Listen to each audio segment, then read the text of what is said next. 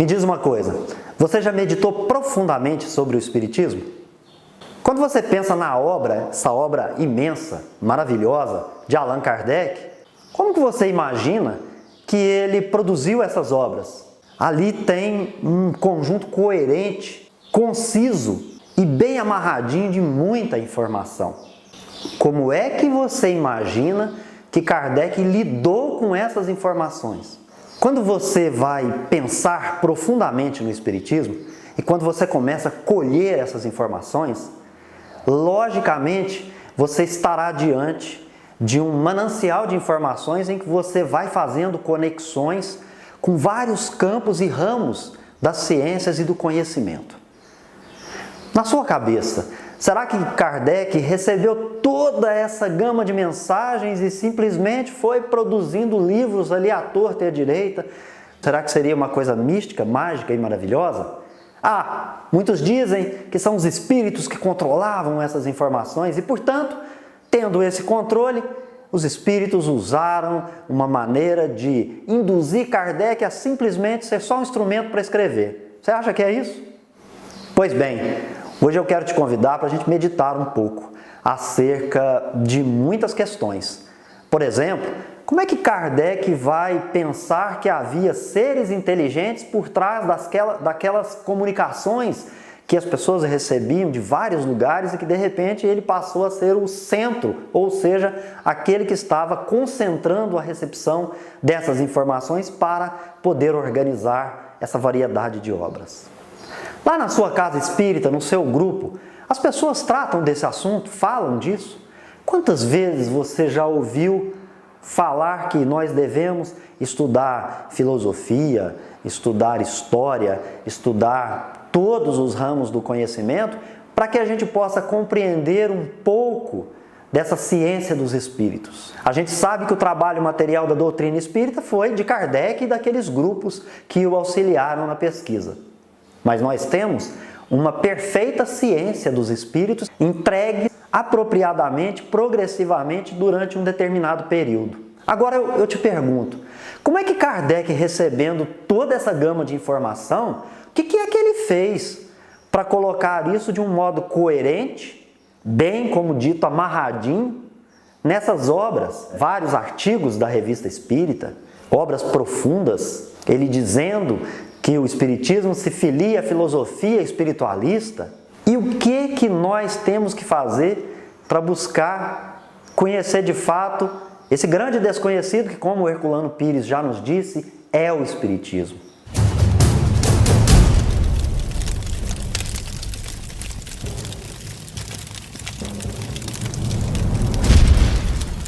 Pessoal, sejam muito bem-vindos ao nosso canal. Eu sou Beto Ramos e aqui é um espaço onde nós falamos tudo de Espiritismo. Se você é novo ou nova por aqui, por favor, se inscreva no canal. Se já é inscrito, por favor, se torne membro. Curta, comente, compartilhe esses vídeos nas suas redes e grupos e juntos vamos espalhar o bem e a paz na Terra. Hoje eu quero te convidar para a gente falar de um tema que eu acredito que não deve ser conversado nas suas casas e grupos espíritas. Para mim também foi muita novidade. Mas como eu aprendi que o conhecimento ele precisa ser compartilhado para poder fecundar mentes e elas, autonomamente, no tempo certo e adequado, escolham, fazendo livremente a opção por estudar com profundidade e seriamente essa ciência dos espíritos, a doutrina espírita conforme foi organizada por Allan Kardec. Você já ouviu falar em pluralidade dos testemunhos? Pois bem, esse é o nosso tema de hoje. A pluralidade dos testemunhos, pessoal, é um método científico apropriado ao estudo dos fatos históricos. O objetivo é buscar sua validade, sua eficácia. Ainda hoje, nós vemos vários campos da ciência utilizando esse método científico. É o caso, por exemplo, do direito penal, do direito processual penal, que são ramos da ciência jurídica, ou melhor, da ciência do direito, onde é comum ocorrer o seguinte: uma autoridade policial ou seus agentes, naquele período ali da fase inquisitorial, onde vai colher testemunho, envidam todos os seus esforços para ouvir toda a gama de testemunhas possíveis que presenciaram determinado fato ou evento delitivo. Desse modo, não há qualquer surpresa a gente perceber que Allan Kardec, o organizador do Espiritismo, também tivesse lançado mão desse mesmo recurso, que em razão da natureza da revelação espírita e da sua fonte, que são as manifestações e as comunicações dos espíritos, algo cuja concepção não é puramente humana e naquele tempo ocorreu por todo o planeta, em toda parte, todos os povos e todas as nações, inclusive seitas e partidos. Kardec precisou validar essas informações que eram recebidas. Como saber se elas eram verdadeiras ou não? O fato é que entre os espíritos, Kardec vai perceber que, como entre nós, os seres humanos, há uma variedade de graus de conhecimento. E nenhum espírito, individualmente, possui toda a verdade. Ele percebe, então, que seria uma grande imprudência aceitar e propagar uma mensagem só porque ela vinha do mundo espiritual. Ora, além disto, Allan Kardec, organizador do Espiritismo, ele também percebia que nas manifestações havia algo de interessante, ensino moral. Mas ao mesmo tempo tinha os enganadores, os embustes, opiniões pessoais, sistemas apresentados, falsos ensinos, utopias. Ele precisava criar uma forma de controle. Kardec, então, vai se orientar da seguinte maneira. Primeiro, usar a razão, passar todas as mensagens pelo crivo da razão. Usava também o seu bom senso e, por fim, uma lógica rigorosa. Assim, ele não permitia que houvesse qualquer exceção para comunicações desta ou daquela natureza, desta ou daquela fonte. Além disso, Allan Kardec não permitia exceção para nenhuma comunicação, ou seja, todas precisavam passar por esse filtro. E é dessa maneira que qualquer comunicação que não estivesse passando nesse primeiro controle, ela deveria ser rejeitada. Mas será que ele ficava somente nisto? Claro que não. Era necessária a concordância dessas informações com os princípios doutrinários essenciais. Além disso, ele estabeleceu um critério muito interessante, que seria a concordância entre o ensino que era ministrado pelos espíritos. A fonte deveria se dar da seguinte maneira. Primeiro, precisava haver pluralidade de espíritos. Não podia ser só um espírito se comunicando. E também pluralidade de médiuns, vários médiuns. E aqui uma coisa interessante, esses médiuns deveriam ser de diferentes localidades, diferentes centros. Mais ainda, desconhecidos entre si. Havia também uma pluralidade de localidades de onde essas comunicações estavam emanando. Ele considerava que o mais importante é que ela chegasse espontaneamente. Então, espontaneidade na comunicação quanto ao tema central quando ele fosse de interesse doutrinário. Mas o fato é que as revelações que eram obtidas por esse método, que se chama universalidade dos espíritos, somente pela coincidência entre os ensinos é que merecia o valor ali declarado por Kardec. Curiosamente, esse mesmo método ao qual Kardec estava lançando mão para validar o ensino dos espíritos, ele não foi objeto de revelação e nem foi invenção de Kardec. Os espíritos não disseram isso. Ele tomou isso emprestado lá da ciência que estudava os fatos históricos. No século XIX, como a gente pode perceber em obras que vamos aprofundar sobre a história do Espiritismo, nós temos notícia que as ciências históricas baseavam-se em um tipo de conhecimento chamado testemunho dos indivíduos, Os pesquisadores e cientistas precisavam atestar a veracidade do testemunho. O objetivo era afastar as opiniões que eram puramente pessoais.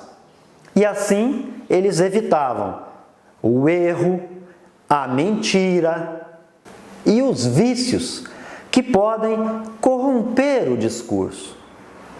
A gente sabe, um indivíduo poderia se iludir em sua observação dos fatos e nem se dar conta disso. Nem sempre por má fé, às vezes por ignorar quais eram as leis envolvidas. O importante é que, usando esse método, todos poderiam dar seu testemunho. Nesse caso, é o indivíduo, quem está interrogando, que precisa ter o cuidado de perguntar para cada um dos depoentes acerca dos fatos sobre os quais o próprio depoente poderia tratar, poderia depor. Essa informação você vai encontrar na obra de Paul Janet, um filósofo espiritualista racional do século XIX. Por um lado, quem vivenciou um determinado fato particular ou teve uma vivência específica, ele é o verdadeiro conhecedor naquelas circunstâncias. Mas, já por outro lado, como é que se poderia julgar a sinceridade do depoente? Como é que nós iríamos, então, medir o seu interesse pessoal? Quanto é que se podia confiar nessas testemunhas? Tudo isso precisava, então, passar por um controle rigoroso. E assim, independentemente da sinceridade, se estivéssemos diante de uma única testemunha, haveria razões suficientes para duvidar. O testemunho, ele vai ter um peso maior quando muitas testemunhas participarem do mesmo fato. E ainda haverá a hipótese de que padecem de ignorância coletiva ou da falsidade num ponto determinado. Olha o grau de dificuldade que se tem para analisar uma mensagem, e esse foi o trabalho hercúleo de Kardec. Nesse sentido, então, era necessário que se fizesse uma comparação entre os testemunhos, observar quais testemunhos são os mais esclarecidos, pesar entre os numerosos que não esclarecem. Além disso, era necessário investigar se os testemunhos foram todos dados desinteressados. Esses, os desinteressados, é que devem possuir o maior valor. À medida que o testemunho vai apresentando origens diversas, classes diferentes, paixões e interesse, bem como conhecimento entre as testemunhas, você terá condições de ver a maior conformidade daquelas declarações. Esse também é um ensinamento encontrado no século XIX na filosofia espiritualista racional de Paul Janet. Kardec lançou mão desse mesmo expediente. Segundo Paul Janet, é um erro extremamente grave considerar o testemunho como a única fonte da certeza no exame de um fato ou fenômeno. Kardec, conhecendo isso, ele precisava ir além. Deve-se compreender o fato e saber que o testemunho é um fato composto. Para compreender esse fato, é preciso atestá-lo, é necessário o uso maior de todas as faculdades intelectuais do pesquisador que está em relação com a informação que está sendo tratada. Ora, ele tinha que considerar a autoridade da própria consciência, a autoridade dos seus sentidos, da sua intuição, da sua sagacidade, do seu juízo, a autoridade do próprio raciocínio. Em filosofia, há um espaço para a gente poder utilizar o testemunho pela inteligência humana. Mas o testemunho, ele não vai submeter a inteligência humana a ele completamente. Precisa você analisá-lo com racionalidade. Kardec, então, vai usar esse método para deduzir os princípios da doutrina espírita. Nas suas pesquisas sobre o elemento espiritual, em diálogos que ele vai manter com os espíritos, Allan Kardec se dedica a estudar as milhares de comunicações. Mas havia outro problema. Como a gente acabou de salientar, o espírito é um ser humano desencarnado, cujo testemunho tem um valor relativo ao nosso. Isto é, as nossas são opiniões, as dos espíritos também. Como é que nós vamos resolver esse ponto? A doutrina espírita, como sabemos, é uma revelação dos espíritos. Somente os espíritos é que poderiam nos ensinar sobre o mundo espiritual, é o mundo que eles vivem, pois somente eles têm condição de perceber os fatos e os fenômenos que ocorrem no mundo espiritual. E eles usam, como já estudamos isso, o perispírito. Foram os espíritos superiores que, estudando o mundo espiritual, é que produziram a ciência dos espíritos. É baseado nas suas instruções e também nas leis naturais que regem o seu mundo, que nós temos Allan Kardec constituindo a doutrina dos espíritos, ou melhor dizendo, a organizando. Numa das revistas espíritas do ano de 1861, Kardec afirmou que os espíritos consentiram em nos iniciar em parte quanto ao seu mundo. Portanto, é preciso ficar muito claro que o meio principal da observação para a ciência espírita são os testemunhos dos espíritos que chegam até nós por meio dos médiuns. Kardec ouvia tanto espíritos superiores quanto mantinha contato com a máxima diversidade de espíritos. O seu objetivo era identificar os fatos que mereciam estudo. E como ele mesmo, Allan Kardec, confessa, ele vai aprender a conversar com os espíritos pela experiência. Essa informação está em uma das revistas espíritas do ano de 1859. Junto do seu grupo de pesquisadores, então Kardec identificava os fenômenos, considerava as hipóteses relevantes para explicá-los. E só então os pesquisadores recebiam o ensino oportuno dos espíritos. Isto é, a elucidação das generalizações e das leis derivadas. Na obra A Gênese, de Allan Kardec, de 1868, aquela primeira, ele vai afirmar que a iniciativa da elaboração da doutrina espírita é dos espíritos. Mas tem um trabalho, tem uma parte que cabe para a atividade humana e foi essa que ele assumiu. Assim, não é resultado nem da opinião pessoal de um espírito. A doutrina espírita, que também não é resultado da opinião pessoal do Kardec, ela vai ser resultado do ensinamento coletivo e concordante dos espíritos. Somente por isso é que ela será denominada uma doutrina dos espíritos. Em conformidade com a filosofia espiritualista, que tem como base o método das ciências históricas, Kardec vai declarar lá nessa mesma obra, A Gênese, o caráter essencial da doutrina espírita. Ele vai dizer que é a generalidade e a concordância no ensino dos espíritos, que são frutos de revelações espontâneas. Porque são eles, os espíritos, é que devem controlar a sucessão e o progresso do ensino espírita. Kardec, dessa maneira, vai resolver uma crise interna no uso desse método científico das ciências históricas quanto ao testemunho como o fato composto que a gente mencionou anteriormente, em razão de todas aquelas dificuldades. Então ele usa todas as faculdades humanas na apreciação desse fato composto. Ainda na obra A Gênese, ele vai nos informar que submete a coletividade de opinião dos espíritos a um critério bastante interessante. A gente falou no princípio, lógica, cuja aplicação constitui a força da doutrina e vai assegurar a sua perpetuidade. Desse modo, nenhuma revelação será considerada divina e ela também não se submeterá ao campo de uma fé cega. Por quê?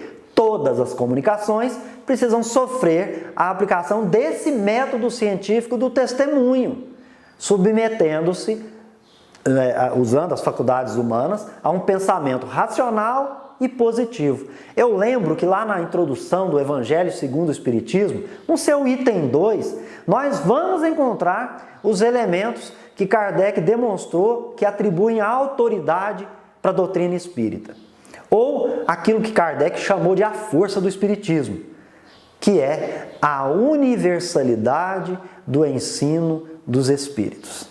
Eu sei que são muitas informações que eu estou aqui compartilhando com você, um tema que você vai precisar meditar, mas nem por isso vai acreditar no meu testemunho. O que você tem que fazer? Verificar a pluralidade deles. Ver se mais gente está falando o que nós estamos falando. Eu te indicaria uma obra que trata desse e de outros temas, que é a obra Autonomia, a História Jamais Contada do Espiritismo, de autoria de Paulo Henrique de Figueiredo. Entre outros, você também pode pesquisar na obra de Paul Janet, Tratado Elementar de Filosofia, ou na obra Pequenos Elementos da Moral, que vai te indicar caminhos. Além desses autores, muitos outros. É preciso estudar muito, séria e profundamente. Mas eu gostaria que você desse algum valor nesse nosso compartilhamento e fizesse o seguinte: vai para a sua casa espírita, convida todos e tente compartilhar, conversar. Pergunta para os coordenadores dos seus grupos, dos centros, os presidentes, enfim, todos. O que eles sabem disso, o que eles conhecem, se eles já pararam para estudar. E também escreve aí para nós nos comentários. Como que vocês analisam essas comunicações que chegam aí nas casas que vocês participam?